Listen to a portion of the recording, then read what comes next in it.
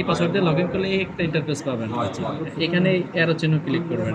দেখেন এখানে ২ টা নাম। একটা হচ্ছে আপনাদের উমর ফারুক। ওমর ফারুক, আরেকটা হচ্ছে ভিডেস বিটিএস কোচিং। কোচিং। হ্যাঁ। ঠিক আছে? হ্যাঁ। আপনি ভিডেস কোচিং এ ক্লিক করবেন। হ্যাঁ। কোচিং করলে এরকম ইন্টারফেস দেখা যাবে। আচ্ছা, সেম। সেম সেম কোথায়? কিছুটা তো ব্যতিক্রম আছেই। এরকম ছিল আগে, হ্যাঁ? আচ্ছা আচ্ছা, আগে এরকম ছিল। এরপরে আপনি এভাবে এখানে ক্লিক করলে এই ইন্টারফেসটা পাবেন। আচ্ছা। এইখানে অপশন দেখেন, এটা হচ্ছে filling obligation. Fill in obligation. হ্যাঁ। হ্যাঁ, এখানে ক্লিক করবেন। ফিলিং অব্লিগেশন মানে হচ্ছে আপনি আপনার কোনো ব্যাট রিটার্ন জমা দিতে হবে কিনা সেটার দেখার জন্য। সেটার মেনু আর কি। আচ্ছা। ক্লিক করলেন, এখানে দেখেন যে আগস্ট ২৪ মাসের ব্যাট রিটার্ন আপনাকে জমা দিতে হবে। হ্যাঁ, আগস্ট ২৪ মাসের ব্যাট হ্যাঁ। রিটার্ন জমা দিতে হবে। তাহলে ক্লিক করেন। তাহলে এরকম ইন্টারফেস আসবে। ইন্টারফেস। এই ইন্টারফেসে এক থেকে দেখেন ৬৬ পেজ পর্যন্ত ৬৬টা নোট লেখা আছে। ঠিক আছে? আপনার এই ঘরগুলো যেটা আপনার জন্য প্রযোজ্য সেখানে ফিল আপ করতে হবে। যেমন আপনি হচ্ছে যে কোচিং সেন্টারের একটা ইয়ে আছে, ব্যাট কোড আছে। এই যে ৪ নম্বরে এই সাব ফর্মে গিয়ে এই তথ্য ফিল আপ করতে আচ্ছা, হবে। কোচিং সেন্টারে মানে চার নাম্বারে ফিক্সড এটা। হ্যাঁ, হ্যাঁ, ১৫% ভ্যাট হয়। হ্যাঁ, আচ্ছা। এই ৪ নম্বরে ক্লিক করবেন। বুঝতে পারছেন? হ্যাঁ, বুঝছি। আবার দেখেন এখানে গেলে কিন্তু আবার Back. 9.1 মূল ফর্মে চলে আসবে। আবার দেখেন এখানে ক্লিক করবেন। ঠিক আছে? আচ্ছা, বুঝতে পারছেন? বুঝছি। এই ৪ নম্বরে ক্লিক ৪ করলেন। নম্বরে। করার পরে অ্যাড দিবেন। এড। অ্যাড করবেন। অ্যাড করার পরে এই যে এই ঘরগুলো ফিল আপ করতে হবে। এই ঘরগুলো ফিল আপ করতে হবে। বুঝতে কি? পারছেন? এই ঘরগুলো ফিল আপ করতে হবে। এই ঘরগুলোর এখানে হচ্ছে যে আপনাদের প্রতিষ্ঠানের কি coaching centre. Coaching centre BTS. হ্যাঁ, কোচিং সেন্টার মানে কাজটা হচ্ছে কোচিং কোচিং সেন্টার। করা। হ্যাঁ, আচ্ছা আচ্ছা আচ্ছা। COACHING কোচিং, তারপর সেন্টার। CENTRE, TR। তাই না? জি। Coaching centre. ঠিক আছে?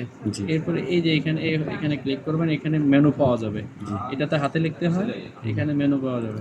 এই মেনুতে ক্লিক করে এইখানে এই যে কোণায় দেখেন এইখানে আরেকটা মেনু আসবে, সার্ভিস। কোচিং সেন্টার এক ধরনের সার্ভিস। সার্ভিস। ক্লিক করবেন। আপনি এখানে নাম লেখেও সার্চ দিতে পারেন। Coaching, CHIN। কোচ, দেখেন কোচিং সেন্টার চলে আসছে। ঠিক আছে? আবার দেখেন এখানে ক্লিক করবেন। এইখান থেকে আপনি সার্ভিসে ক্লিক করবেন। সার্ভিসে ক্লিক করব। এখান থেকে আপনি এটা এই কোডটা লিখলেও হয়ে যাবে। এই যে S068.00, আচ্ছা। S068.00। ঠিক আছে? এইখানে সার্চ দিলে এইখানে অনেকগুলো রুটস এই অবস্থায় ছিল। আচ্ছা। এখানে এই অবস্থায় ছিল, আপনি এখান থেকে এই আপনি সার্ভিসে যাবেন। সার্ভিসে দেবেন। তারপর এখানে গিয়ে সার্চ দিবেন S068. ঠিক আছে? জি।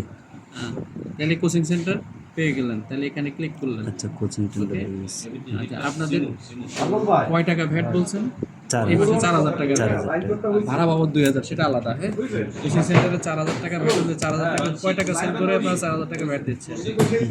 কত টাকা সেল হয় ভ্যালুটা? বলতে পারবো না। 26,666 টাকা। তাহলে লিখলাম আচ্ছা, 15%। 26,600, হ্যাঁ, 26,666 টাকা 67 পয়সা। এইটা আর নাই, এই যে 4,000 টাকা চলে আসছে, দেখলেন? আচ্ছা, মানে এরকমই শেষ। এরপরে আচ্ছা, এই ঘরটা ফিল আপ হইলো আপনার। আচ্ছা হ্যাঁ, আচ্ছা, এই ঘরটা ফিল আপ হলো। দেখেন এখানে 4 নম্বরের ঘরের এখন option চলে হয়ে আসছে। গেছে। হ্যাঁ, 4 নম্বরের এখন আপনার এই অবস্থায় চলে আসছে। ঠিক আছে? দেন আপনি এটাকে এখন অনেক সময় কারেন্ট চলে যায়, আপনি এটাকে সেভ ড্রাফট করে রাখেন। সেই তথ্যটুকু সেভ হয়ে থাকবে। দেন এরপরে আপনারা হচ্ছে যে ওই যে ভাড়ার ভ্যাট দেন না, ভাড়ার ভ্যাটের হিসাবটা এইখানে দিতে হবে। এই 27 নম্বরে। হ্যাঁ, তাহলে 27 নম্বরের এইখানে আপনাকে লিখতে হবে। এখানেও যে অ্যাড দিতে হবে। এখানে লিখতে হবে এই ভিডিএস, যে র্যান্ড ভ্যাট, তাই না? RAND VAT. র্যান্ড ভ্যাট কয় টাকা? 2,000 টাকা, তাই বললেন না? 2,000 টাকা। ঠিক আছে? জি। এই যে 2,000। ঠিক আছে? জি। হইলো র্যান্ড ভ্যাট 2,000। তাহলে এটা শেষ। এখানেও এটাও সেভ দিয়ে দিলেন। দিয়ে আপনি মেইন ফর্মে যান। এখানে দিলেও মেইন ফর্মে যাওয়া যাবে, এখানে দিলেও মেইন ফর্মে যাওয়া যাবে। ঠিক আছে? দেখেন এখানে দিয়ে মেইন ফর্মে গেলাম। তাহলে 27 থেকে দেখেন 27-এ 2,000 টাকা চলে আসছে। তাহলে এখন আপনাকে আর আপনাদের প্রয়োজন হচ্ছে যেটা, প্রয়োজন, সেটা হচ্ছে এই টোটাল যে নাকি? চালান জমা দিচ্ছেন এই মাসে, আচ্ছা, সেই আচ্ছা। চালানের তথ্যটা এখানে ইনপুট দিতে হবে। আচ্ছা, এই চালানের তথ্য এখানে ইনপুট দেন। চালান নাম্বার ছিল একটা, কোথায় যেন, এখানে আছে, আমি দিছি যে এখানে আছে। এই যে চালানের নাম্বার, চালানের নাম্বার দেখেন, এই যে আপনি লিখছেন V00 চালান নাম্বার 313 এই তো। ব্যাংক কোন ব্যাংক? সোনালী ব্যাংক। সোনালী ব্যাংক। SONA সোনালী ব্যাংক। ব্রাঞ্চ হচ্ছে একটু wait। এখানে local office, LOCAL local office. Local office. এই কোন তারিখে জমা দিয়েছেন? এখানে আছে হচ্ছে 4 তারিখ, 4/9। এই অ্যামাউন্ট এই মাসে আপনারা 40,000 টাকা জমা দিয়েছেন, 40,000। ঠিক আছে, হয়ে গেল। এটা সেভ ড্রাফট করে রাখি। ঠিক আছে।